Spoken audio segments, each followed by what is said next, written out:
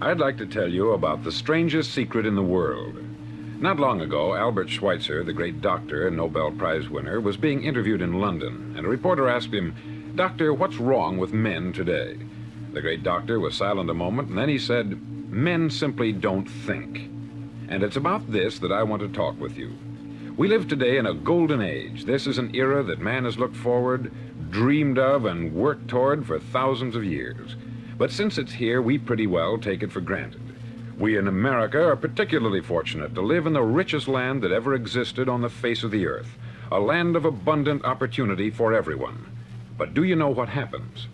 Let's take 100 men who start even at the age of 25. Do you have any idea what will happen to those men by the time they're 65? These 100 men who all start even at the age of 25 believe they're going to be successful. If you asked any one of these men if he wanted to be a success, he'd tell you that he did. And you'd notice that he was eager toward life, that there was a certain sparkle to his eye, an erectness to his carriage, and life seemed like a pretty interesting adventure to him.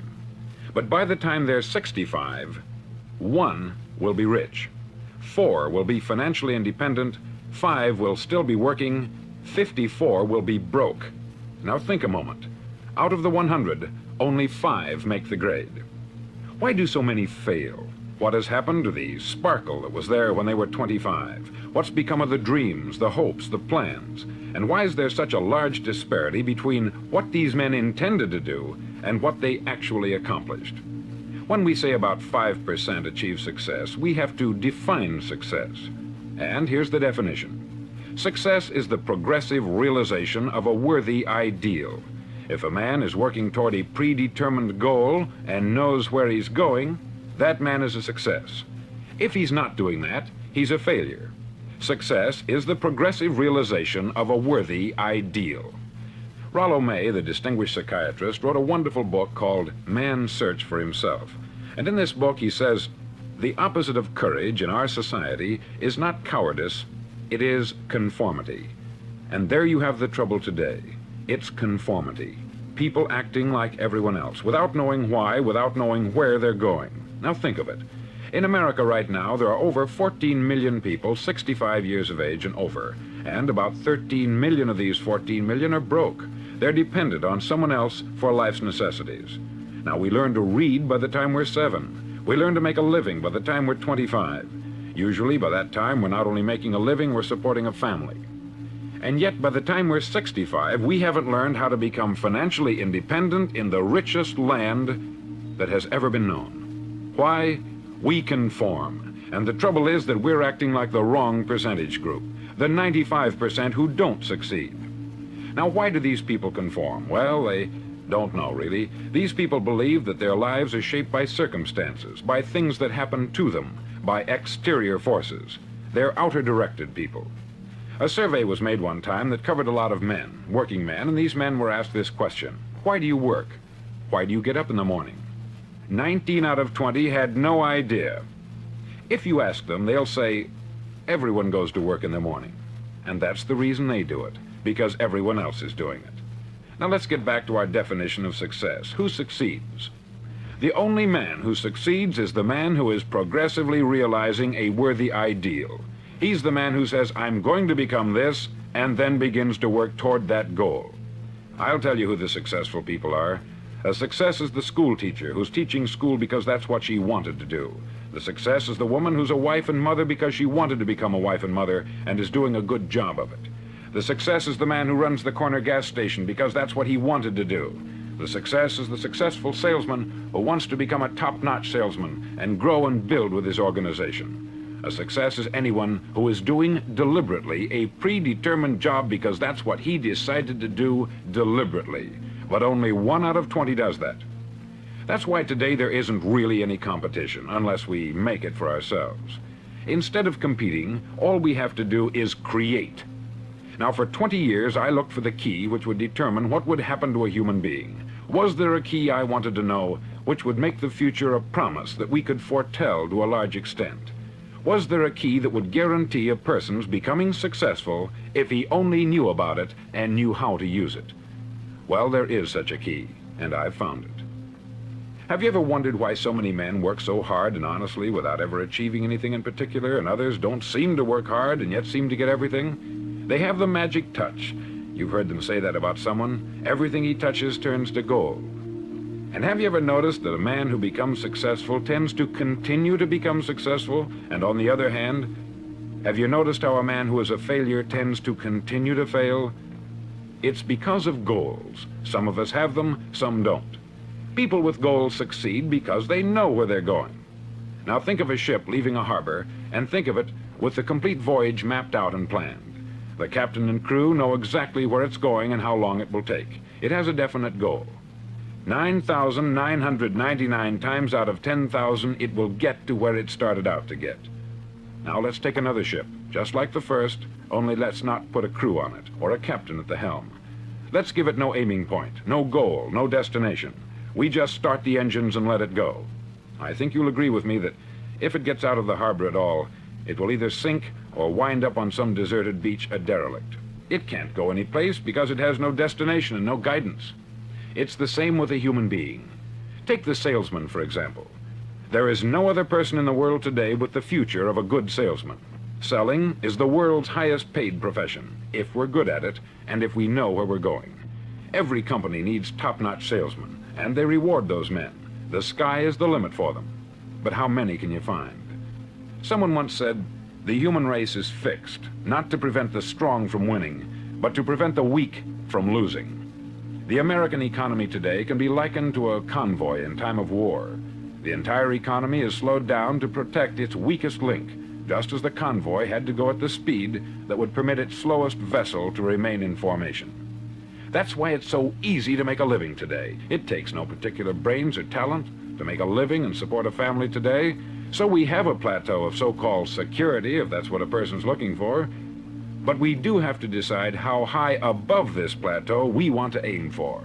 Now let's get back to the strangest secret in the world, the story that I wanted to tell you today. Why do men with goals succeed in life and men without them fail? Well, let me tell you something which, if you really understand it, will alter your life immediately. If you understand completely what I'm going to tell you from this moment on, your life will never be the same again. You'll suddenly find that good luck just seems to be attracted to you. The things you want just seem to fall in line. And from now on, you won't have the problems, the worries, the gnawing lump of anxiety that perhaps you've experienced before. Doubt, fear, well, they'll be things of the past. Here's the key to success, and the key to failure. We become what we think about. Now let me say that again. We become what we think about. Throughout all history, the great wise men and teachers, philosophers and prophets have disagreed with one another on many different things. It is only on this one point that they are in complete and unanimous agreement.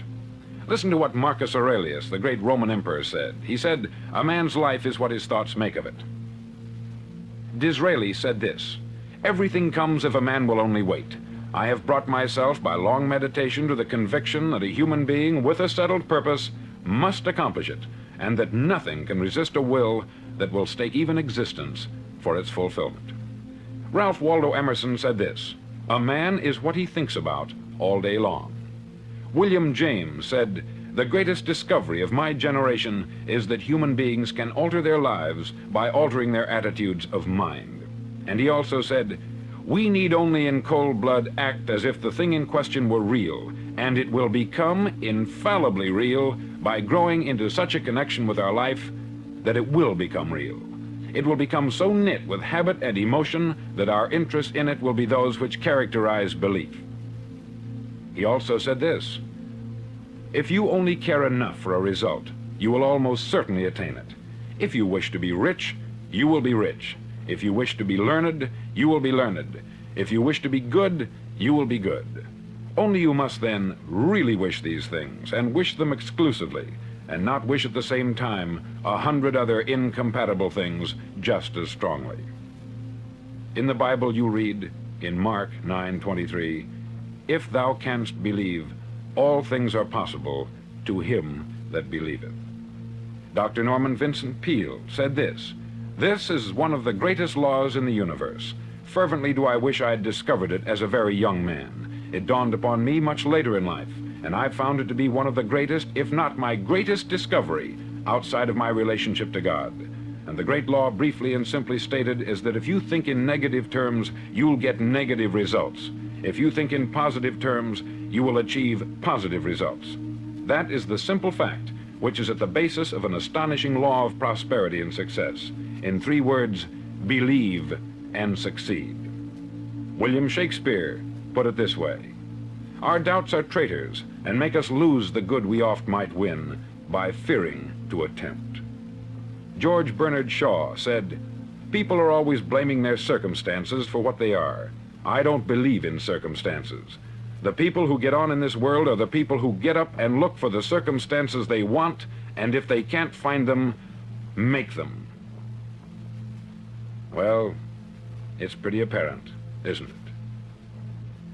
And every person who discovered this for a while believed that he was the first one to work it out. We become what we think about. Now, it stands to reason that a person who's thinking about a concrete and worthwhile goal is going to reach it, because that's what he's thinking about. And we become what we think about. Conversely, the man who has no goal, who doesn't know where he's going, and whose thoughts must therefore be thoughts of confusion and anxiety and fear and worry, becomes what he thinks about. His life becomes one of frustration, fear, anxiety, and worry. And if he thinks about nothing, he becomes nothing. Now, how does it work? Why do we become what we think about? Well, I'll tell you how it works as far as we know. Now, to do this, I want to tell you about a situation that parallels the human mind. Suppose a farmer has some land, and it's good, fertile land. Now, the land gives the farmer a choice. He may plant in that land whatever he chooses. The land doesn't care. It's up to the farmer to make the decision. Now, remember, we're comparing the human mind with the land, because the mind, like the land, doesn't care what you plant in it.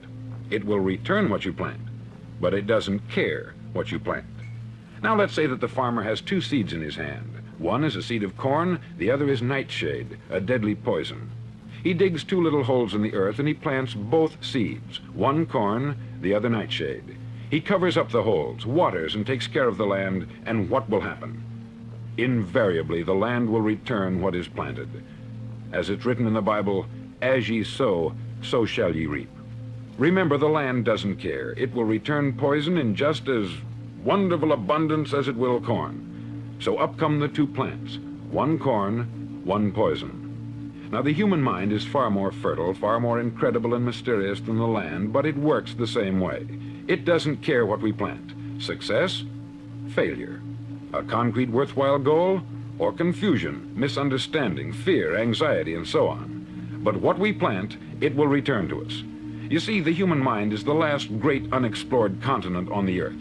It contains riches beyond our wildest dreams. It will return anything we want to plant. Now, you might say, well, if that's true, why don't people use their minds more? Well, I think they've figured out an answer to that too. Our mind comes as standard equipment at birth. It's free, and things that are given to us for nothing we place little value on. Things that we pay money for, we value. The paradox is that exactly the reverse is true. Everything that's really worthwhile in life came to us free. Our mind, our soul, our body, our hopes, our dreams, our ambitions, our intelligence, our love of family and children and friends. All these priceless possessions are free, but the things that cost us money are actually very cheap and can be replaced at any time. A good man can be completely wiped out and make another fortune. He can do that several times. Even if our home burns down, we can rebuild it, but the things we got for nothing, we can never replace. The human mind isn't used merely because we take it for granted.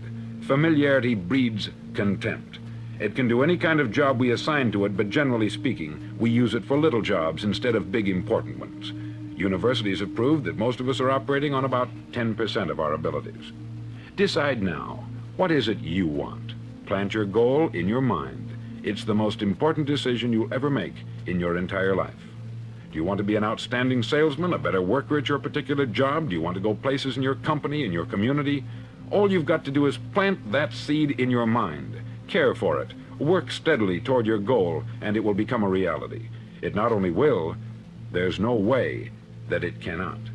You see, that is a law, like the laws of Sir Isaac Newton, the laws of gravity. If you get on top of a building and jump off, you'll always go down. You'll never go up.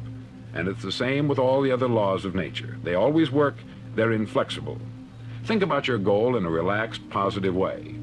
Picture yourself in your mind's eye as having already achieved this goal. See yourself doing the things you will be doing when you've reached your goal. Ours has been called the phenobarbital age, the age of ulcers and nervous breakdowns. At a time when medical research has raised us to a new plateau of good health and longevity, far too many of us worry ourselves into an early grave trying to cope with things in our own little personal ways, without learning a few great laws that will take care of everything for us. These things we bring on ourselves through our habitual way of thinking. Every one of us is the sum total of his own thoughts. He is where he is because that is exactly where he really wants to be, whether he'll admit that or not. Each of us must live off the fruit of his thoughts in the future, because what you think today and tomorrow, next month and next year, will mold your life and determine your future. You're guided by your mind. I remember one time I was driving through Arizona and I saw one of those giant earth-moving machines roaring along the road at about 35 miles an hour with what looked like 20 tons of dirt in it, a tremendous, incredible machine, and there was a little man perched way up on top with the wheel in his hands guiding it. And as I drove along, I was struck by the similarity of that machine to the human mind. Just suppose you're sitting at the controls of such a vast source of energy. Are you going to sit back and fold your arms and let it run itself into a ditch? Or are you going to keep both hands firmly on the wheel and control and direct this power to a specific, worthwhile purpose? It's up to you.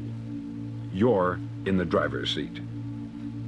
You see, the very law that gives us success is a two-edged sword. We must control our thinking. The same rule that can lead a man to a life of success, wealth, happiness, and all the things he's ever dreamed of for himself and his family, that very same law can lead him into the gutter.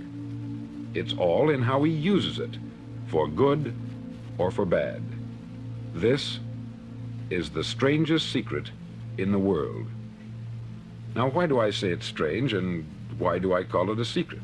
Actually, it isn't a secret at all. It was first promulgated by some of the earliest wise men, and it appears again and again throughout the Bible. But very few people have learned it, understand it. That's why it's strange, and why, for some equally strange reason, it virtually remains a secret. I believe that you could go out and walk down the main street of your town and ask one man after another what the secret of success is, and you probably wouldn't run into one man in a month who could tell you. Now, this information is enormously valuable to us if we really understand it and apply it. It's valuable to us not only for our own lives, but the lives of those around us, our family, employees, associates, and friends. Life should be an exciting adventure. It should never be a bore. A man should live fully, be alive. He should be glad to get out of bed in the morning. He should be doing a job he likes to do because he does it well. One time I heard Grove Patterson make a speech, the editor-in-chief of the Toledo Daily Blade, and as he concluded his speech, he said something that I've never forgotten. He said something like this: "My years in the newspaper business have convinced me of several things, among them that people are basically good, and that we came from someplace, and we're going someplace. So we should make our time here an exciting adventure. The architect of the universe didn't build a stairway leading nowhere. And the greatest teacher of all, the carpenter from the plains of Galilee, gave us the secret time and time again. As ye believe, so shall it be done unto you."